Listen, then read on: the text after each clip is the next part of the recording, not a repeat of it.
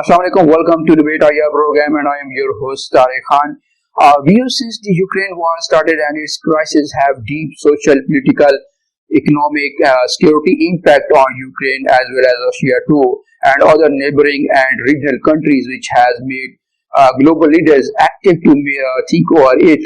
So today we'll analyze and explore how Ukraine crisis have impacted Ukraine and all over the world, and how leaders view Russia in global politics, and how this war has impacted the Europe, and how position of the global leaders on this Ukrainian war, and the most important, what is the shift of international security order because of this Ukraine war. So today, Dr. Farah Naz has joined us from National University of Science and Technology. You are international affairs expert and associate professor at National University of Science and Technology. Dr. Farah Naz, thank you so much for joining the Debate Aya program, and you are most welcome. Thank you, Tariq, for having me. Dr. Farah, could you please explain us how have Ukraine crisis impacted the humanitarian crisis within the Ukraine and all over the world, and how would you analyze this whole scenario? Thank you for such a lovely question. Well, the conflict of Ukraine, it has not only affected the life of the Ukrainian people, Europeans, Russians, but it is having a spillover effect over the entire world. And why I say that? Because Ukraine and Russia are considered the breadbasket of the world. So with this conflict, they are not able to pay attention to the wheat production and all of that that is required by the world to meet their demands, their basic needs. So that is leading to a serious humanitarian crisis at the global level. But for the local people, from local I mean for the general Ukrainians, Russians, and Europeans, the crises are getting very, very difficult to manage. Because around 12,000 people got IDPs, and 6 million people, they are really becoming refugees. So 12 million and 6 million, it is a huge number for Ukrainian people to get displaced. So in that way, they are not able to meet their basic needs. So it is leading to a serious humanitarian crisis on that side too. Another way to look into that is the way Europe is depending on the Ukrainian crisis in terms of the gas and energy supplies that is coming from Russia. That is also affecting the life of the Europe. So we cannot say that a single thing or a single sector or a single region is not getting affected with this entire conflict. Everything is really getting under turmoil. Dr. Farah, do you think that Ukrainian crisis have negatively impacted the Russian position in the global politics or not? How do you analyze this? Yeah, if we look at the entire conflict, it was an agenda, and it is an agenda-driven conflict. We cannot say that whether it was all about, to put sanctions on Russia and to isolate it. If it was only limited to that, probably it could have been managed in a better manner. But I think this is beyond it, because at one side they are from there, I mean the Western countries and Ukraine, they're complaining of the humanitarian crisis, but on the other side, they are still saying and coming off the opinion that the war is going to be decided in the battlefield. So if the war is going to be decided in the battlefield, this means they are not open to negotiations. And if there is no room to negotiate, this means the conflict is not going to end. So if the conflict is not going to end, there will be further atrocities. In the recent newspapers in Washington Post and New York Times, it is coming up that around 350 people, both from Russia and Ukraine, are dying each day, which makes around 12,000 people per month. So the numbers is getting really stronger, and it's I think it's beyond control. And when we look at the world dependence on, and especially Europe dependence on the Russian oil and all of that, we can see that they are in terms of gas and supplies, it's among the top 10 countries, and Russia, along with Iran and Qatar, make 53% of the world gas producing countries. So in that way, not it's not like the gas, but they are the suppliers to the world. So in that capacity, it is hard to see where we can see Russia in this entire conflict. If the aim and if the agenda was to isolate Russia, so through around, like this is the second round of the sanctions going on, and in these the sixth round of the sanctions going on. So in these six rounds of the sanctions, around 4,000 sanctions has already been imposed on the Russia. So with those sanctions, I don't see that they are able to corner Russia in terms of financial capacity, because we have seen that ruble today is equivalent to 55 $1, while back in a time when the conflict, like the 24th February 2022 time, it was 80 per $1. So the value of the Russian ruble has, it has been improved rather than it has been depreciated. So in that way, they were not able to put like the sanctions to affect the Russian currencies. In fact, the currency of Russia has been improved, despite the fact that more than 600 MNCs have stopped businesses in Russia. There are several sanctions imposed on, but still, like, Russia is doing an amazing job, and we can't say that Russia is getting badly affected with that. In terms of hegemonic power, if you look at that, Russia hegemonic power in the region, I think it is also improving, because we have seen that since this conflict broke out, not only China, which they believe is like the true friends, and so they are reaching out to Russia, and in terms of getting their energy resources and all of that. So their terms and ties are getting stronger as compared to being in the past, because they are now over and over relying on one another. And India, if we look at them, they are also purchasing, the amount of oil that they were purchasing back in time and importing from Russia, it has been improved and increased. So in that way, they are also getting closer to Russia. So Russia, instead of stopping its businesses, if the West was aiming for that, it would stop its energy supplies to Europe, and they are finding other markets around.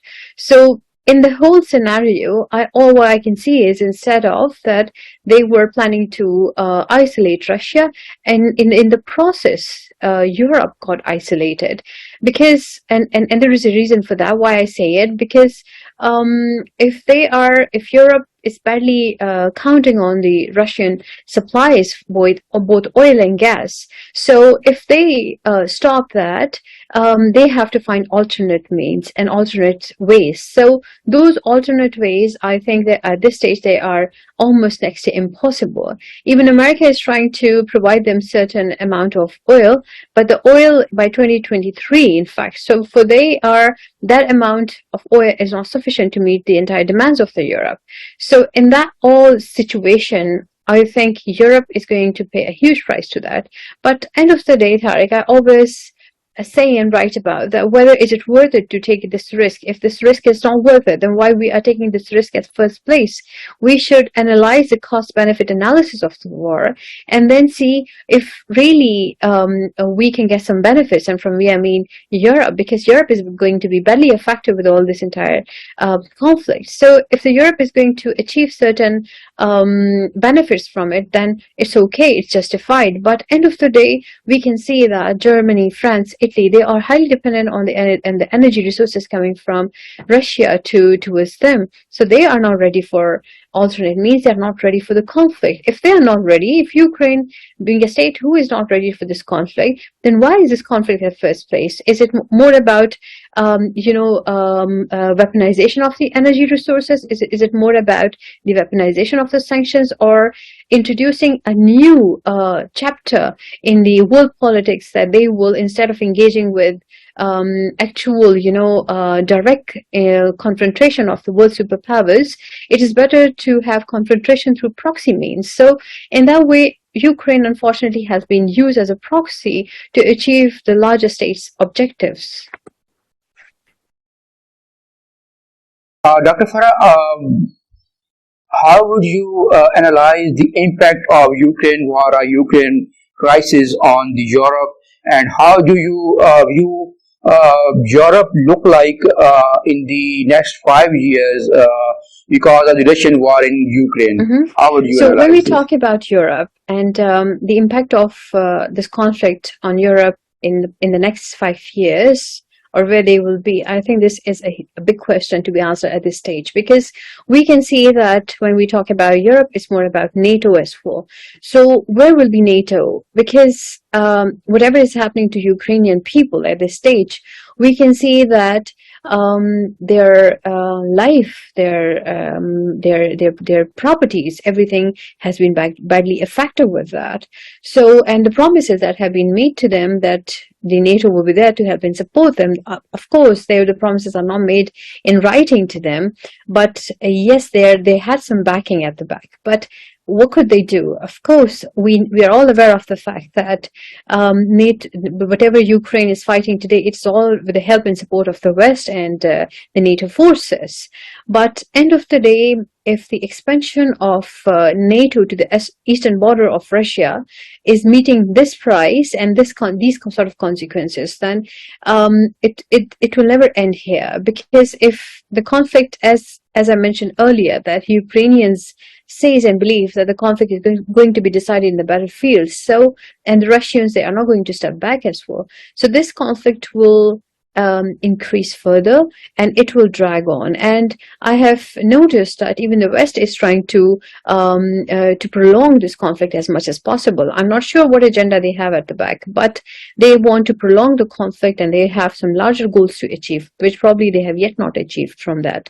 So in the future, I can see that in the next 5 years particularly, Europe has to find its own ways and they cannot count on all these means. Of course, they have to find their energy needs as well, from whom, reliable partners from whom they can achieve their goal. But till 2030, they are completely dependent on the Russian oil and energy, oil and gas both. So in that way, I don't see that they are leaving behind. Until 2030, Russia has, ample time to manipulate the entire system. So they have to find a way to come to terms with Russia to meet their required needs. And they have, when you mentioned in the question, in the next 5 years, I think in the next 10 years, they are still engaged with Russia and they're depending on Russia because there is no quick solution to the existing basic needs that they have. And the escalating humanitarian crisis need time to resolve. So they will be depending on Russia, they will be depending on Ukraine, and for their dependence and for their needs, they will be needing a peaceful Ukraine. And if NATO is not expanding or leave its expansion towards the eastern border of Russia, I think that's in the best interest. I will not say that whatever Ukrainians are doing in terms of their defense and all is wrong and is not justified. I think everything is fair if it is for a cause. So whatever Ukrainians are doing is in self-defense, but they need to do a cost-benefit analysis of the war. And in that way, Europe has to see who are their real partners and all of that.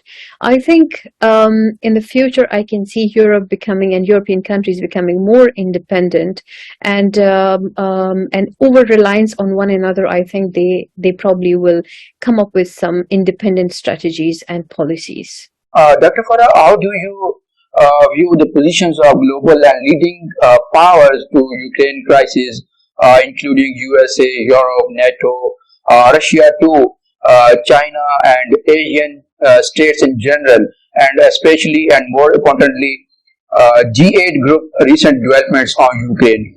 How do you analyze? Thank you.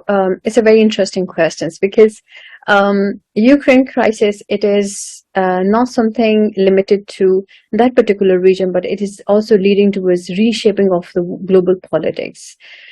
We have seen when the West, they stopped the SWIFT services. So that was the time when the countries and all these powerful states, they decided that to come up, and particularly China, to come up with its own ways. China already had something in plan, and they were already going through their CIPS mechanism, which is the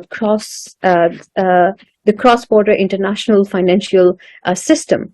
And then other countries also have their own arrangements. So that kind of, provided some sort of,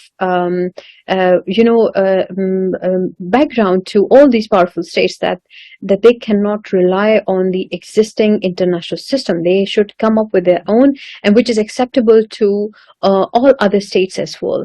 Another thing is that the currency exchange, replacing dollar, or introducing, if not replacing dollar, but introducing their currency at par with the US dollar. I think that is something that this war has taught to the world powerful states like Russia, China, Europe, and even America.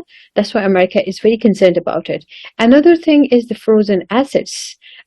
This is not the first time that frozen assets is becoming an issue for the states, because we have seen in Afghanistan situation as well, where the Afghan frozen assets, like the Afghan government paid a huge price to that their assets were not getting released. Same is the case that the West also froze the Russian assets, which make 45% resources of their entire reserves. So with that, I think they are also counting on that they cannot reserve their assets in states which they cannot rely on.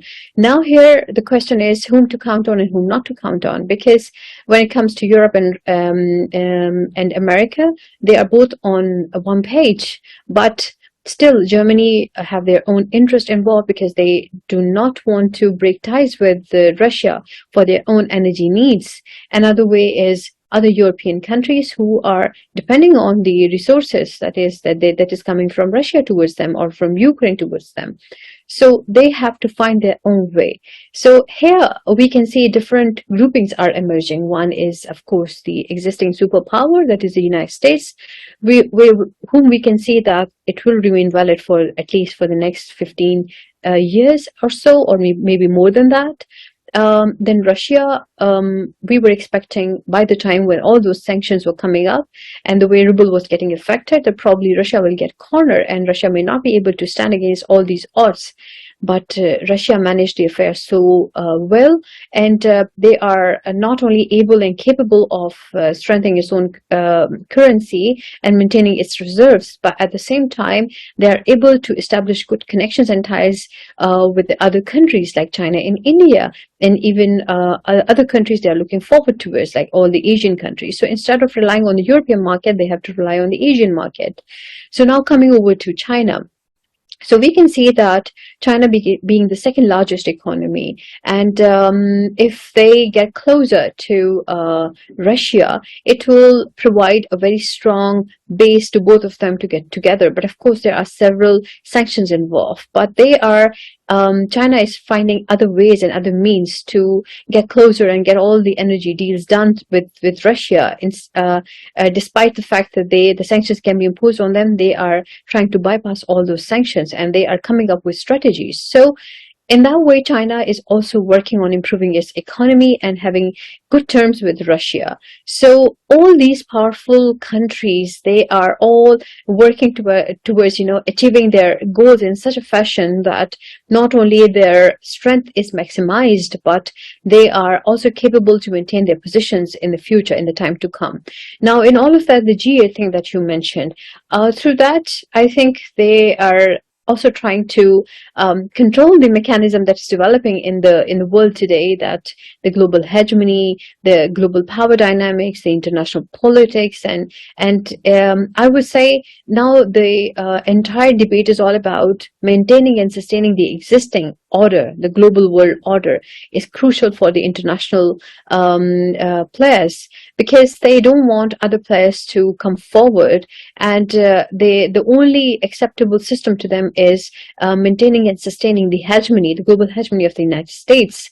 So whether the global hegemony of the United States is acceptable to all these powers or not, like the emerging powers like China and Russia, that's really debatable, because we can see that their interest clashes. They are not on the same page with one another. So of course the other party will also, and from other party I mean Europe and United States, they will group together. But here, as I mentioned earlier, I don't see Europe being this united in the times to come, because they have to find ways to resolve their own problems, because they are paying the cost of someone else's war. They were never ever party to it. So if the agenda of the war, of this Ukraine conflict, was to isolate Russia, ultimately and resultantly, what happened was that they, instead of isolating Russia, they isolated Europe, because now Europe is paying heavy prices both in terms of oil and in terms of gas. They are paying heavy prices for the food. They are paying heavy prices for everything. And I think it's now coming up in the news as well, and in the papers as well, that they're leading towards recession now. So why this recession? Why all of this is happening at first place? It's really, really alarming. So I would say that in the process of all of this, instead of isolating Russia, they isolated Europe, and Europe has paid the price and is paying the price to it. Of course, all these other powerful states, like we can see India becoming a regional hegemonic position, is also really achieving larger objectives from all this conflict, because they are paying in the local currency to Russia, and there is no sanctions imposed upon them. And neither the United States, whom call India as a strategic partner, is putting sanctions and restrictions on India. In fact, they are allowing them to paying no heed to it, that whatever India is doing is against their policies and all of that. So I at times doubt that whether they are deliberately allowing India to come at par with China in the region, or to make them this powerful that they can compete China in the times to come. So this entire reshuffling of the global politics is really interesting, and with each passing phase and date is getting more and more difficult to understand, because none of them is ready to step back. All of them are busy and engaged in achieving their own hegemonic positions. China, India as regional hegemonic, and all those China, Russia, and America, Europe, they are all becoming stronger in terms of sustaining their position. But the only price that who is paying in all four of them is Europe, unfortunately. Dr. Farah, what is your take on Ukrainian crisis? Whether this is leading to direct challenge to international security order and as well as a new world order? How would you analyze Thank and you. give your solutions? Well, I think I've already mentioned that this conflict is reshaping and reshuffling the global politics. Today, we can see that with this conflict, new players are becoming stronger, and old players, they are either trying to maximize their resources or get benefits. So it is time to achieve certain benefits by one party, but unfortunately, I would say Ukraine has been used as a proxy here, and poor Ukrainians have paid a price to that, which they don't deserve. So they need to have a peaceful Ukraine who was, very prosperous, doing their businesses very well. And if we go back and see certain details, according to Trump, NATO was marginalized, but when Biden came in power, his administration kind of bring NATO to the front. Bringing NATO to the front is not an issue, but engaging NATO in such a conflict that is not worth it, I think that is difficult. So with this conflict, we can see the power and sustainability of NATO is getting in question in times to come. The position of Europe is becoming weaker in terms of its energy needs, and if recession is hit there, it's going to be more and more complex. We can see Russia will be and is paying a cost to the conflict, because in terms of its it is not weaker in terms of their weaponry and all of that, the technology and all of that, but in terms of manpower, Russia is really facing lots of difficulties, and the number of casualties that is happening, I think that is really alarming. So far, we have seen that Russian media has been completely blocked out. So whatever information we have is from one lens, and that is only from the Western side. And what Western side says is 350 people are dying every day. So that's quite a large number for both Ukraine and Russia. They can't afford that. So Russia, in terms of its manpower capability, is going to be affected. In terms of its relations with the world, it's going to be affected because they need to have alternate means. I'm not saying that they have not found the alternate means yet. They have sustained and maintained and improved and appreciated its currency, which is really, really good. But at the same time, you cannot live in the global politics without having interactions with the world. You need to have that. So all those sanctions have really, really put Russia in a box, so they cannot have some direct relationship and swift relationship with the world. So that is really affecting Russian situation. If I look at China, I think China has also got a little pressurized. Now China is trying to show some muscle, but those muscles need to be very, very strong. And in terms of the signaling and messaging needs to be very strengthened. So all what I see is that China has learned a very good lesson from Russian conflict in Ukraine, and they are now preparing for something in the future to come up towards them.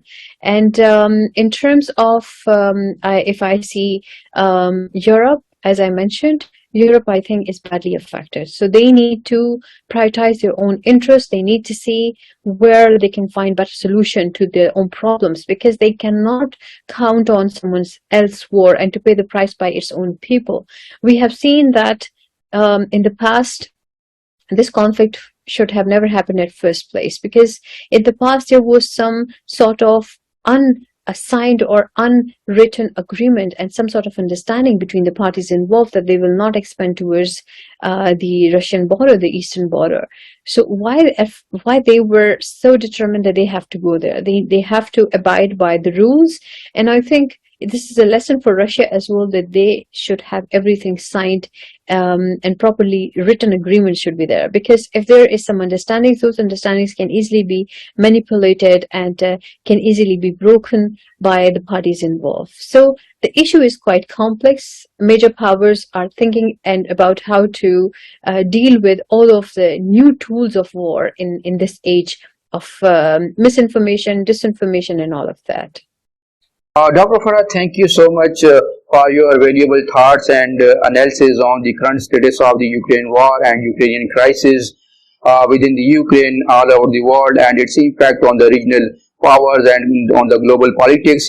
Thank you so much again for your time in debate, IR. Thank you. Thank you very much.